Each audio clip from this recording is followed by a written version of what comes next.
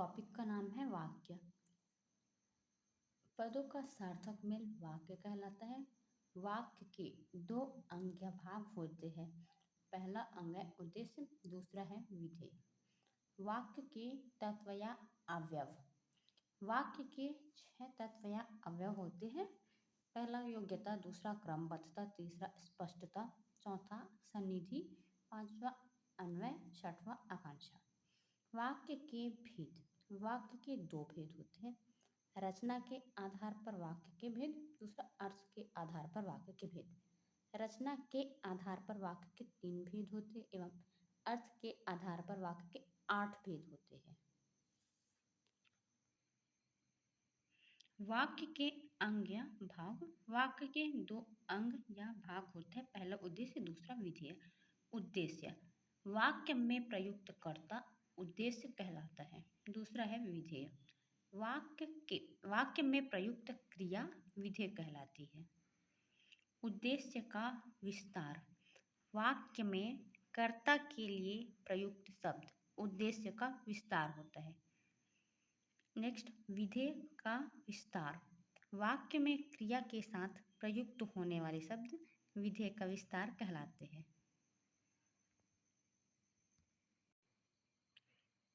वाक्य के तत्व या अवयव। वाक्य के 6 तत्व या अवयव होते हैं। पहला योग्यता। अग्नि से पौधे सींचे जाते हैं। अग्नि से पौधे सींचे नहीं जा सकते। अग्नि में यह योग्यता नहीं होती कि पौधों को सींच सके, इसलिए जल से पौधे सींचे जाते हैं, करेक्ट होगा। क्रमबद्धता। हाथियों ने दौड़ में घोड़ों को पछाड़ दिया, करेक्ट आएगा। घोड़ों ने दौड़ में हाथियों को पछाड़ दिया। तीसरा स्पष्टता। खाता है, सेंटेंस क्लियर नहीं है। क्लियर सेंटेंस है आम खाता है या रोटी खाता है, चावल खाता है। फोर्थ है सन्निधि। राम ने रावण को मारा था, करेक्ट आएगा। राम ने रावण को मारा था। नंबर 5 आकांक्षा। राजा दशरथ के 4 थे। यह सेंटेंस क्लियर नहीं है। 4 थे तो 4 क्या थे? क्लियर राइट सेंटेंस आएगा, राजा दशरथ के 4 पुत्र थे। नंबर 6 अन्वय। जाता है स्कूल वह, करेक्ट सेंटेंस होगा वह स्कूल जाता है। वाक्य के भेद। फर्स्ट है रचना के आधार पर वाक्य के भेद। रचना के आधार पर वाक्य के 3 भेद होते हैं। सरल या साधारण वाक्य, दूसरा मिश्र या मिश्रित वाक्य, तीसरा संयुक्त या जटिल वाक्य। फर्स्ट है सरल या साधारण वाक्य। जहाँ एक उद्देश्य और एक विधेय हो, सरल वाक्य होगा। इसके अलावा जहाँ 2 उद्देश्य एवं 2 विधेय हो। तीसरा, जहाँ 2 उद्देश्य और 1 विधेय हो। जहाँ अनेक उद्देश्य और अनेक विधेय हो, सरल वाक्य कहलाएगा।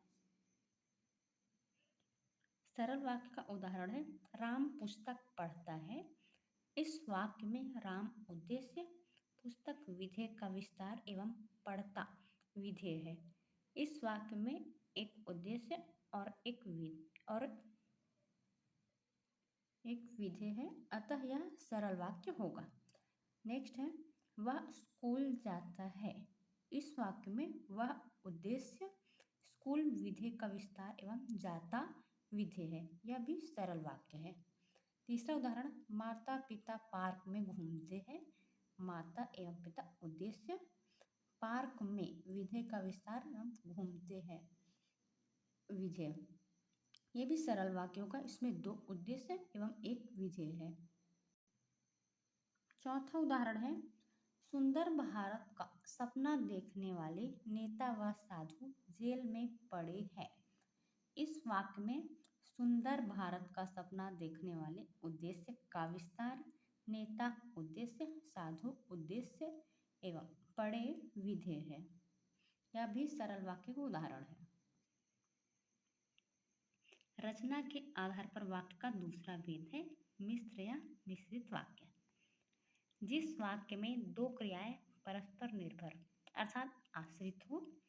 नेक्स्ट, जहाँ एक क्रिया के होने से दूसरी क्रिया का होना पाया जाता है। जहाँ कोई आश्रित उपवाक्य किसी सरल वाक्य से जुड़ा हो। जहाँ निम्न समुच्चय बोधक अवयव द्वारा दो वाक्यांश या वाक्य जुड़े हो। तो, कि, चूंकि, ताकि, जिससे कि, जो, जैसा, जैसे, उससे कि, जिसने, वैसा, वैसी, वैसे, जो, तो, इसलिए आदि समुच्चय बोधक अवयव होते हैं। मिश्र वाक्य के उदाहरण: यदि बारिश होगी तो फसल अच्छी होगी। नेक्स्ट, गांधी जी ने कहा कि सदा सत्य बोलो। नेक्स्ट है, ऐसा कौन भारतीय है जिसने चंद्रशेखर आजाद का नाम ना सुना हो। वह घड़ी मिल गई जो आपने मुझे जन्मदिन पर दी थी। अगला उदाहरण है, आपने मुझे उसके बारे में जैसा बताया था वह वैसा ही निकला। नेक्स्ट उदाहरण है, जैसी करनी वैसी भरनी। जितनी आमदनी उतना खर्चा, जैसा बोएंगे वैसा काटेंगे। जो ही मैं स्टेशन पहुंचा तो ही रेलगाड़ी चल दी। नेक्स्ट उदाहरण है, सूरज निकला इसलिए अंधेरा भागा। रचना के आधार पर वाक्य का तीसरा भेद है संयुक्त या जटिल वाक्य। जहाँ दो उपवाक्य सरल या मिश्र वाक्य समुच्चय बोधक अवयव के द्वारा जुड़े हो। जिस वाक्य में दो क्रिया हो परंतु दोनों क्रिया परस्पर निर्भर अर्थात आश्रित ना हो। जो वाक्य और, व, या, अथवा, किंतु, परंतु, लेकिन, वरन, यद्यपि, तथापि समुच्चय बोधक अवयव द्वारा जुड़े हो, ये सब संयुक्त या जटिल वाक्य की श्रेणी में आते हैं। मिश्र वाक्य एवं संयुक्त वाक्य दोनों में ही दो क्रियाएं होती हैं, लेकिन मिश्र वाक्य में दोनों क्रिया एक दूसरे पर आश्रित होते हैं, लेकिन संयुक्त वाक्य में दोनों क्रियाएं एक दूसरे से स्वतंत्र होती है। संयुक्त वाक्य के उदाहरण है, सूरज निकला और अंधेरा भागा। घंटी बजी और सभी छात्र छात्राएं कक्षा से बाहर आ गए। वाक्य के भेद में वाक्य का दूसरा भेद आता है अर्थ के आधार पर वाक्य के भेद। अर्थ के आधार पर वाक्य के 8 भेद हैं। पहला है विधि या विधानवाचक वाक्य या सकारात्मक वाक्य। इस प्रकार के वाक्य में क्रिया का होना पाया जाता है। विधि का विधान अर्थात भाग्य का नियम होता है। इस प्रकार के वाक्य में कथन, घटना, इतिहास, भूगोल, राजनीति शास्त्र, अर्थशास्त्र, विज्ञान आदि विषयों के अनुकूल होता है। विधि या विधानवाचक या सकारात्मक वाक्य के उदाहरण: सूरज पूरब दिशा से निकलता है। दूसरा उदाहरण है, पृथ्वी अपनी धुरी पर घूमती है। तीसरा उदाहरण है, महाभारत का युद्ध 18 दिनों तक लड़ा गया। चौथा उदाहरण है, हिमालय पर्वत उत्तर दिशा में स्थित है। अगला उदाहरण है, द्वारका के राजा श्री कृष्ण जी थे। अगला उदाहरण है, पानी हाइड्रोजन व ऑक्सीजन का मिश्रण है। सातवां उदाहरण है, भारतीय संसद के 3 अंग होते हैं। अर्थ के आधार पर वाक्य के भेद में वाक्य का दूसरा भेद है निषेधात्मक वाक्य या नकारात्मक वाक्य। इस प्रकार के वाक्य में कार्य का न होना पाया जाता है। इस प्रकार के वाक्य में निषेधात्मक शब्द जैसे न, ना, नी, नहीं, मत, मना, वर्जित, निषेध आदि शब्दों का प्रयोग किया जाता है। निषेधात्मक या नकारात्मक वाक्य का उदाहरण: पहला उदाहरण है, अध्यापक घर पर नहीं है। दूसरा उदाहरण, यहाँ गाड़ी खड़ी करना सख्त मना है। तीसरा उदाहरण है, प्रवेश निषेध है। चौथा उदाहरण, धूम्रपान करना वर्जित है। पांचवा उदाहरण है, यहाँ शोर मत करो। अर्थ के आधार पर वाक्य के भेद में वाक्य का तीसरा भेद है इच्छावाचक वाक्य। इस प्रकार के वाक्य में इच्छा, आशा, शुभकामना, बद्दुआ आदि का भाव होता है। इसका उदाहरण है, चलो एक एक कप चाय हो जाए। इस वाक्य में इच्छा की जा रही है। अगला उदाहरण है, आप परिवार के साथ आते तो और अच्छा होता। तीसरा उदाहरण है, आपकी यात्रा मंगलमय हो। चौथा उदाहरण है, बुरी नजर वाले तेरा मुंह काला। पांचवा उदाहरण है, तुम्हारे बच्चे जिए ताकि बड़े होकर तुम्हारा खून पिए। पांचवें उदाहरण में सांप का भाव है। अर्थ के आधार पर वाक्य के भेद में चौथा भेद है आज्ञावाचक वाक्य। जिस वाक्य में आज्ञा, आदेश, अनुमति, निवेदन, धमकी का भाव हो, आज्ञावाचक वाक्य कहलाता है। आज्ञावाचक वाक्य उदाहरण है, पहला उदाहरण, सौर्य एक गिलास पानी लाओ। इस वाक्य में आज्ञा देने का भाव है। दूसरा उदाहरण है, सौर्य को कहो 4-5 कप चाय भिजवाए। इस वाक्य में आदेश देने का भाव है। तीसरा उदाहरण है, आप अपनी बात कह सकते हो। इस वाक्य में अनुमति देने का भाव है। आज्ञावाचक वाक्य में चौथा उदाहरण है, सौर्य अब आप जा सकते हो। इस वाक्य में अनुमति देने का भाव है। पांचवा उदाहरण है, कृपया गंदगी ना फैलाए। इस वाक्य में निवेदन करने का भाव है। छठवां उदाहरण है, तुम यहाँ से चले जाओ वरना अच्छा नहीं होगा। इस वाक्य में धमकी देने का भाव है। सातवां उदाहरण है, मैं तुम्हें देख लूंगा। इस वाक्य में आज्ञा देने का भाव है। अर्थ के आधार पर वाक्य के भेद में पांचवा भेद है प्रश्नवाचक वाक्य। जिस वाक्य में कब, कौन, क्या, क्यों, कैसे, कहाँ, कितने आदि प्रश्नवाचक शब्द का प्रयोग हो, प्रश्नवाचक वाक्य कहलाते हैं। इस वाक्य में प्रश्नवाचक चिन्ह का प्रयोग किया जाता है।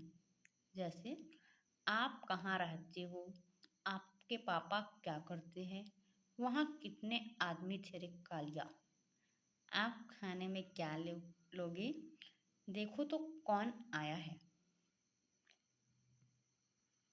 अर्थ के आधार पर वाक्य के भेद में छठवां भेद है संदेहवाचक वाक्य। इस प्रकार के वाक्य में वाक्य के आरंभ में शायद, हो सकता है, संभव है, लगता है, कदाचित संदेह को व्यक्त करने वाले शब्दों का प्रयोग किया जाता है। इसका उदाहरण, शायद कल मैं न आऊं। दूसरा उदाहरण, हो सकता है कल बारिश हो जाए। तीसरा उदाहरण है, लगता है इस वर्ष आप सभी नौकरी हासिल कर लेंगे। चौथा उदाहरण है, संभव है इस साल ही आपकी परीक्षा हो जाए। पांचवा उदाहरण है, कदाचित आप पहले मिल गए होते। अर्थ के आधार पर वाक्य के भेद में सातवां भेद है संकेतवाचक वाक्य या संबंधवाचक वाक्य। मिश्र वाक्य के सभी उदाहरण संकेतवाचक या संबंधवाचक वाक्य के अंतर्गत आते हैं। जिस वाक्य में एक क्रिया का संबंध दूसरी क्रिया से हो, संकेतवाचक या संबंधवाचक वाक्य कहलाते हैं। जिस वाक्य में एक क्रिया के होने से दूसरी क्रिया के होने का संकेत मिलता है, संकेत या संबंधवाचक वाक्य कहलाते हैं। इसके उदाहरण, यदि व्यायाम करोगे तो आपकी त्वचा बाहर नहीं निकलेगी। यदि दूध पीते तो शरीर पुष्ट बनता। यदि परिश्रम करते तो अवश्य सफल होते। इस सभी वाक्यों में एक क्रिया का संबंध दूसरी क्रिया से है। अर्थ के आधार पर वाक्य के भेद में आठवां भेद है विस्मय बोधक या संबोधन वाचक वाक्य। जिस वाक्य में आश्चर्य, हर्ष, शोक, ग्लानि, घृणा, संबोधन, आशीर्वाद, स्वीकृति आदि मनोभाव, मनोविकारों को व्यक्त या प्रकट किया जाता है विस्मय बोधक या संबोधन वाचक वाक्य कहलाते हैं। इसके अलावा जिस वाक्य में विस्मय बोधक चिन्ह का प्रयोग किया जाता है, इसके उदाहरण है शाबाश आपने तो कमाल कर दिया। अगला उदाहरण है अरे आपको ही बुलाया जा रहा है। तीसरा उदाहरण है जीते रहो। चौथा है दीर्घायु हो। पांचवा उदाहरण आयुष्मान भव। छठवां उदाहरण है अजी आप तो लिखते ही रहते हो। सातवां उदाहरण है हे बच्चों लिखने समझने से नौकरी मिलती है, बातें करने से नहीं।